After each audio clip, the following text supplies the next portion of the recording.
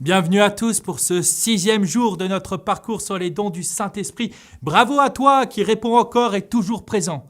Précédemment, nous avons abordé le don de crainte que nous avons représenté comme de la bonne terre, puis nous avons vu le don de piété représenté comme les racines, puis le don de force qui a été la base du tronc, et voilà que nous avons vu hier le don de conseil, qui est le haut du tronc de notre arbre.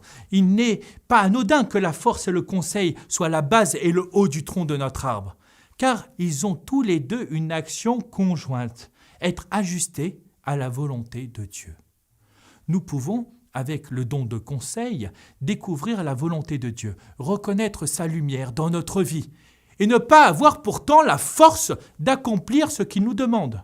D'un autre côté, nous pouvons avoir ce don de force qui nous remplit de générosité, de courage et du coup foncer tête baissée sans prendre le temps de demander la lumière du Seigneur et de discerner avant d'agir. Ainsi, c'est seulement avec les deux dons conjugués que nous pouvons au mieux nous ajuster à la volonté de Dieu en la découvrant par le don de conseil et en l'accomplissant par le don de force. Passons, sans plus attendre, à notre 5e don du Saint-Esprit, la science ou connaissance de Dieu.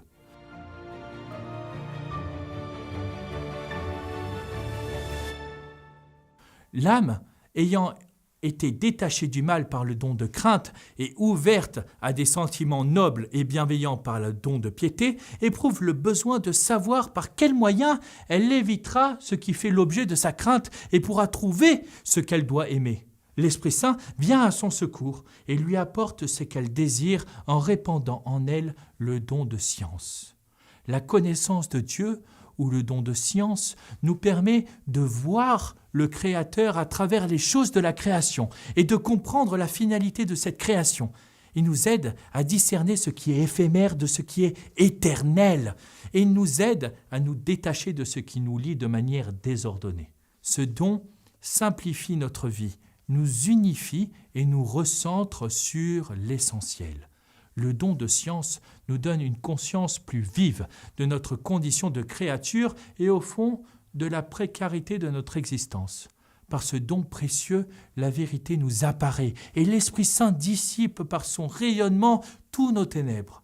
Les doutes alors s'éclaircissent, l'erreur s'évanouit et la vérité apparaît dans tout son éclat. On voit chaque chose dans son véritable jour et on perçoit la fin que Dieu s'est proposée dans la création. Saint François d'Assise est un exemple de ce don de science qui lui a permis de découvrir les mystères de Dieu à travers la contemplation de la création et aussi de se détacher radicalement des richesses pour suivre le Christ.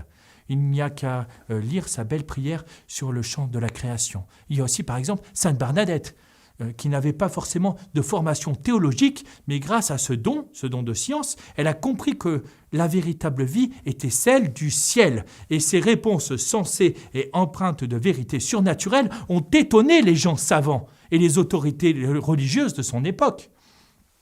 Je t'invite, si tu le veux bien, à prier avec moi pour demander ce don de connaissance, ce don de science.